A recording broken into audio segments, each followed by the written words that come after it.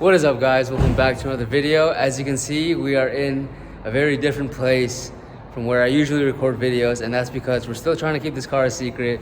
But we got this car on Friday. It's currently Monday. We're moving very fast with it. The first thing we're doing, the first order of business, is we're fixing the E39 infamous seat twist issue. So like, for example, I don't want to do it because I spent like 5 minutes trying to recorrect the seat to make it straight. But essentially, when you like move the seat, not like you're not actually moving the seat backwards, but it's like the position, the reclining setting. When you're doing the reclining setting, instead of it going fully backwards, it like tilts in either direction, left or right, instead of going fully back. And thankfully it's only on the passenger side, so we're going to be attacking this. It shouldn't be too hard. We're gonna attempt to do this without having to take the seat out. So first things first, we're gonna unbolt the seat mounting bolts, and then remove the battery, and then flip the seat, lay it on the rear seats, and then hopefully this should be a piece of cake. It should be a 10-minute job. But without further ado, let's just get started with today's video. So, yes, sir, it's gonna be easy fix. Easy 10-minute fix. job. 10-minute job. Chris Fix would want to learn from us. I wish, bro. All right, guys. So we unbolted the seat. Now we have it up. We are going to disconnect the harness so we can move the seat more freely. And then after that, hopefully, we pretty much finished the job. So it might be that, because like I'll insert like a link to the forum that I'm following. But essentially, you just have to like remove the cable that controls the reclining seat function. Remove the metal sheath that goes over it. Cut the rubber housing that is around the cable, so the one that's messed up is no longer there. Reinsert the rubber sheath. Put some heat shrink over it, and then plug it all back in. What is it? Bob's your uncle? That's the saying? Yeah. Bob's your uncle. So yeah, we'll just get back to time lapse, and then hopefully this is just an easy job.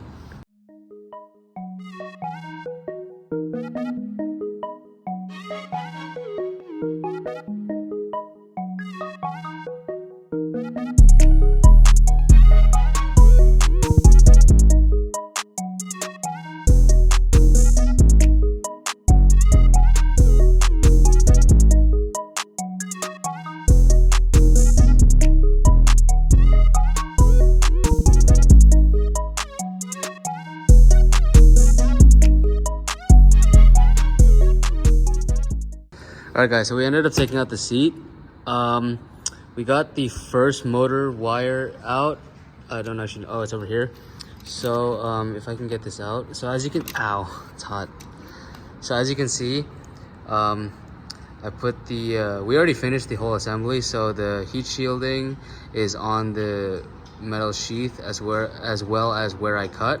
So essentially what I did is I cut off this much of the rubber housing that goes bad over time, and from there we just reinsert the metal sheath over this stubby wire thing, and this is what controls the reclining function of the seats. And now that it's fully secure with the heat shield, we can now reinsert it, rebolt it, and then do the other motor, and we should be good. So the rest of this is going to be on time lapse. I just wanted to show you guys what this actually was. There's a bunch of how-to videos out there, so I'm not going to redo that. We're just sort of making this like a vlog style thing, but we're just gonna get back to work, and we'll hopefully show you guys the test run once everything is back in the car. All right, so how was that 10-minute job? It was really good. It was probably the easiest work we've ever done. Bro, we no got mistakes. Did it in one try. Everything went successful. I mean, look at this. Moving perfectly. I could sleep very comfortable. You know, that luxury style. Bro, dude, this literally took so long because at first I was like, he told me he knew everything about the seat twist, so I barely did any research. So he told me we had to do all 4 cables, and then like I used my brain and realized only one side was twisting, which means one side was still functioning. So I was trying to pull out a cable for no reason, and then I spent like 30 minutes just trying to reattach the seatbelt height adjuster thing, and then I finally figured it out. But now everything is all said and done. The next thing for us to do in this video is we're going to be fixing the pixelated gauge cluster or instrument cluster. So basically where it's, I'll just show you right now.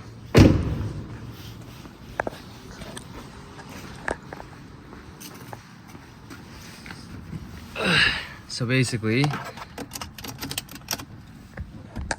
over here, it's like very pixelated and you can't really read anything.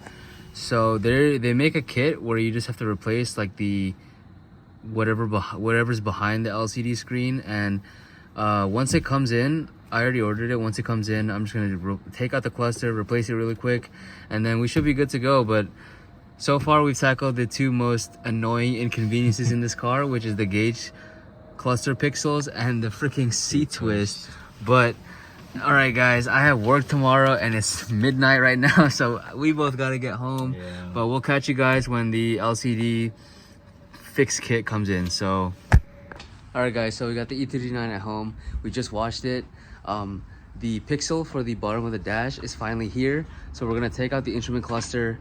I'll show you guys the whole thing when we actually have it like on my workbench, but it should be a very quick job because I don't have to do any soldering, because you need a special soldering iron to do this. Thankfully I bought the one where you don't need to solder it. So the disassembly process for the cluster unit, the head unit or the instrument cluster, is extremely easy. So it's just a few Torx bits and then we can just slide it out. Just in case, I'm going to disconnect the battery because I may or may not need to. I don't really know about like the E39, E46 chassis, but just in case, we're just going to disconnect the battery and then we're going to start the work on the E39 clusters. So yeah, just give me a second. Righty tighty, loosey lefty. This is built not bought, guys. Hell yeah. Right on, brother. Hell yeah.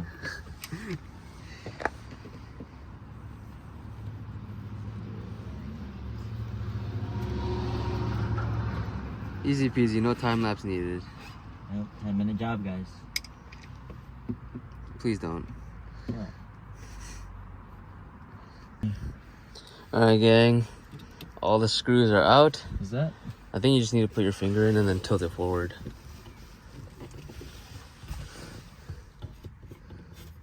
Maybe not.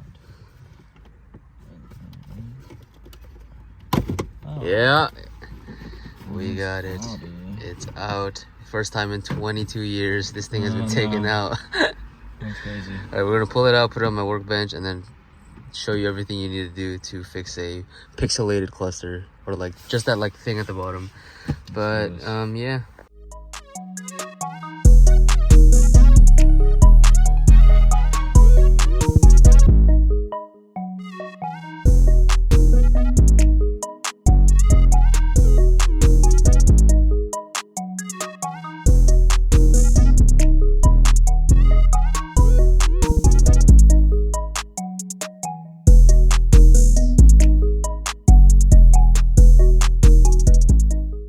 Bro, guys, I could not get this like black plastic thing off from the head, from the back of the cluster, but Javi's actually got it off. Now we can actually finish the cluster. So I mean we got so most people just get the actual silver ribbon.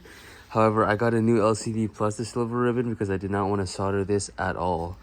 So I'm gonna have Hafiz do his thing, reinstall it, then we're gonna test fit it in the car, and then everything should be good to go. Layers. Look at what am I even doing right now? Where is it? Let's freaking go, bro. It's off. It's finally off. Probably broke the whole thing. Yeah, I don't know if it works. This is just for the it's for the learning. It's for the learning experience. Yeah, literally for my satisfaction. Hit us up. Only quality work done. Yeah, quality work. We might come back with nothing working. You want to fix one thing, everything breaks. But this is just for fun. I'm just gonna end up buying a completely new phone. I'm basically doing this for no reason, but you know, just for fun. You know. Trust, it's gonna work. It's gonna work. Trust. Trust. All right, guys. This is actually the moment of truth.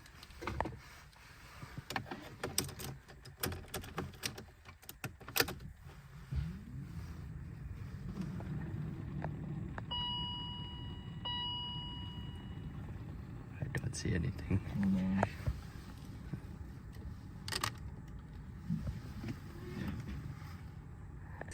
Alright guys, so as you saw in the last clip, although our attempts were ambitious, we did not end up fixing the pixelated bar underneath the cluster. So we had someone, or there's someone on eBay that does it, and it's funny because his listing, it says for those who mess up the pixel repair. So it was kind of funny, but we found someone that did it, and he programmed the VIN to the actual cluster itself already.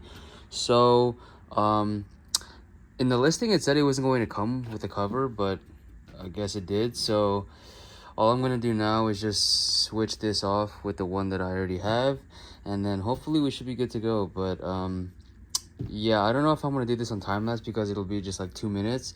So I'm just gonna disassemble and then reassemble with my own parts, and after that we should be good to go. So yeah, I'll just catch you guys when I put this in the car. All right guys, this is the moment of truth. Let's start her up. I really hope this works.